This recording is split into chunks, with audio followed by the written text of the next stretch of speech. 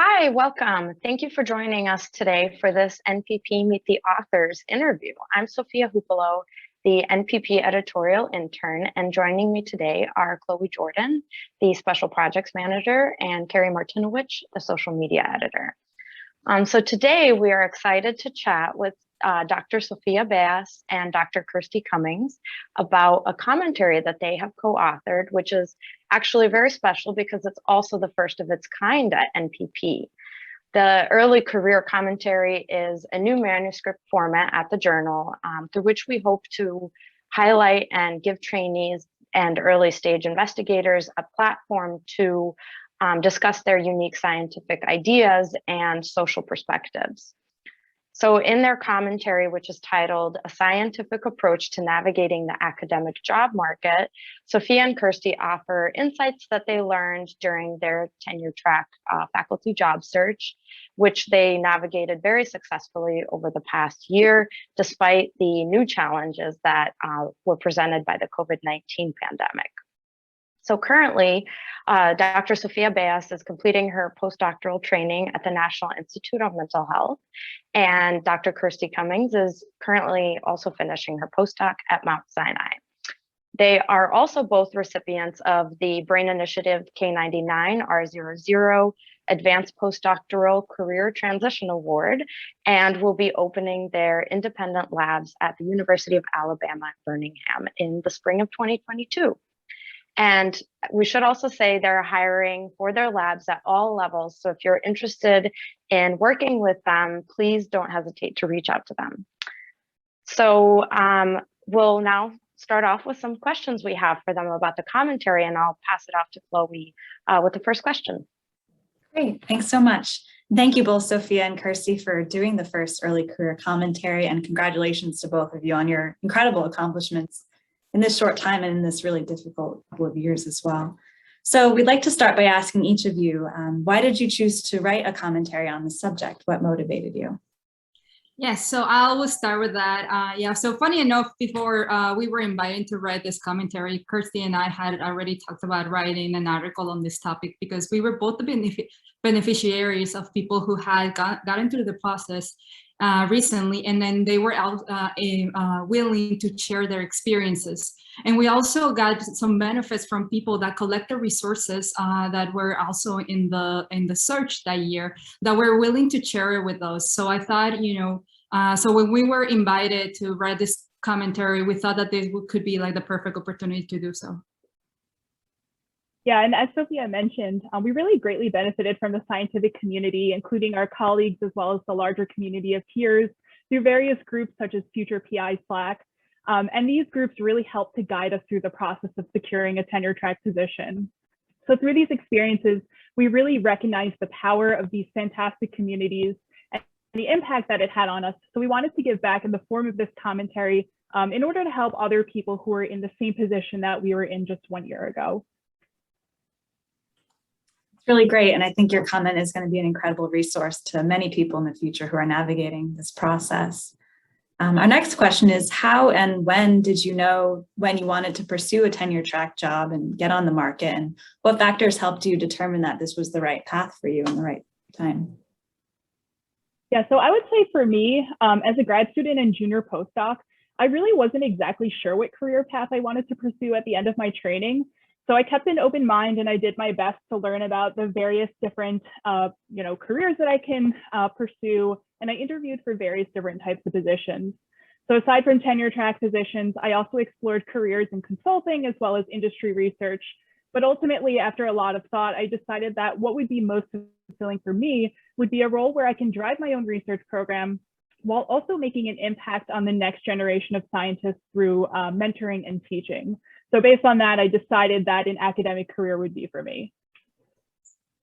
Yeah, for me, I guess it started during my undergrad at the University of Texas El Paso, where I discovered, first of all, my love for learning. Importantly, I also became fascinated by the machinery in my body that allows me to do so, the brain. But luckily enough, my first neuroscience class I attended was taught by this Hispanic female scientist, Dr. Lara Odell, who really inspired me to pursue a science career and academic career, and then I got to work with as an undergrad in her lab. And like Kirstie said, throughout the years, my decision to pursue academia wavered at times. But ultimately, I also decided that for me, it would be the most fulfilling decision in a role where I could also impact the next generation of scientists as, as Dr. Odell impacted me. Awesome. I'll let Carrie take away the next two questions. Okay, thanks, Chloe, and thank you both for coming on and talking with us. So we wanted to ask you, so as Sophia mentioned, you both were awarded a K99 ROO.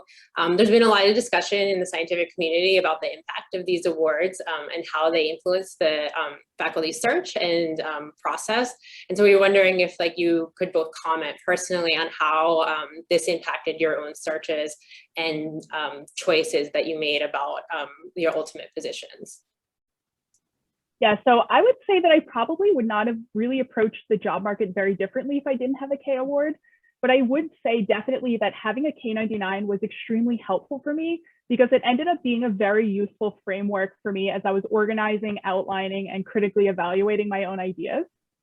And this became particularly evident while I was writing my research statement, as well as when I was thinking about how I would discuss the ins and outs of my research program during my chalk talks.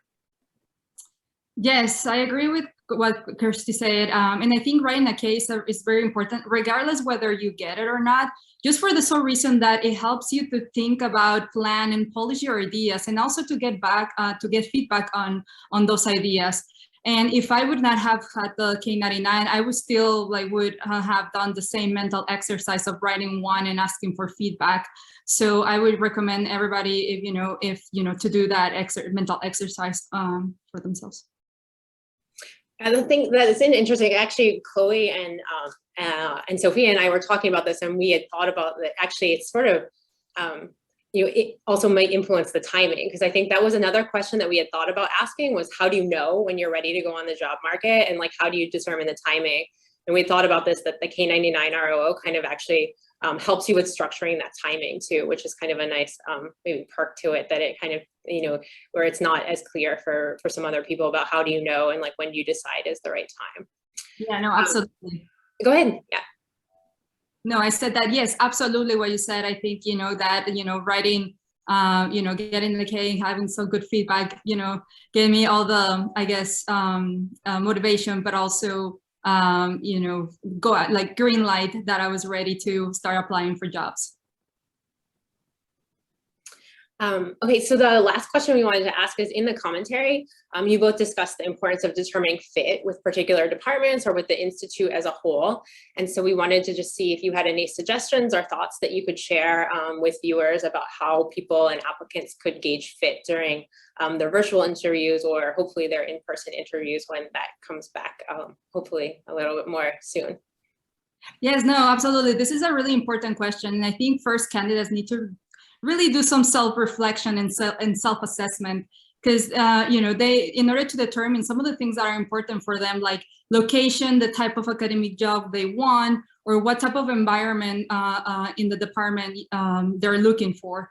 Also, they need to know the resources they're going to need for the specific line of research, and also some potential collaborators that can help further their research. So once I think the candidates has identified what is important for them, then the candidates can assess that during the interviews and during the ads. At the same time, it's important to know that the departments that are hiring are doing the same mental exercises of evaluating what they want in their candidates. Yeah, I would definitely echo what Sophia said, in that it's very important to do a lot of self-reflection in order to really critically think about your fit at a particular department and institution. So I found it to be extremely helpful to determine fit by asking just a ton of questions during the interview process. So in order to determine scientific fit, you can ask questions like, what are the strengths that I might be bringing to the department? How am I able to benefit from the expertise of others? And would I have a community of colleagues with whom I can collaborate? To assess personal fit, once again, it's important to think about some issues that are important to you and to ask some questions that are pertinent to those topics. So some questions that I was asking were, what is the work environment like? Is there a healthy work-life balance? How do faculty interact with one another? Does it seem to be more of a collegial and collaborative environment versus a more competitive one? Are the faculty and students representative of a diverse population of people? And finally, are there opportunities for junior faculty to have professional development, mentorship, and other types of support?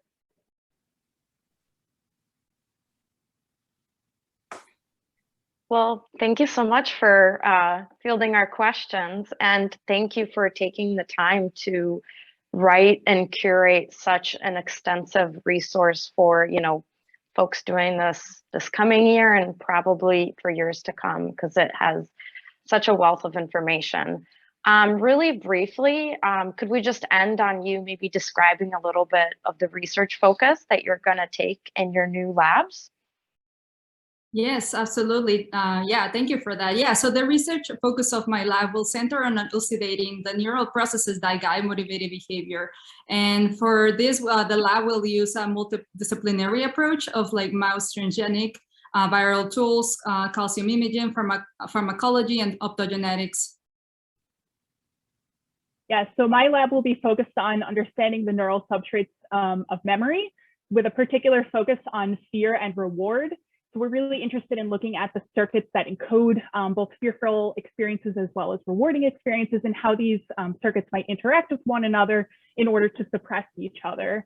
So again, we're using also a multidisciplinary approach using viral tools, mouse genetics, calcium imaging, and ex vivo electrophysiology to answer those questions. Thank you for that. So yeah, thanks again for taking the time to chat with us today. For folks watching, please check out Sofia and Kirstie's article. I personally found it very, very informative for any type of job, not just the tenure track market, but I think that there was just a wealth of information in there. So for anyone who's actually interested in authoring an early career commentary to be published in NPP, we're going to provide guidelines that you can check out that are linked to this post. And good luck all, and thanks again. Bye. Thank you. Thank you. Bye.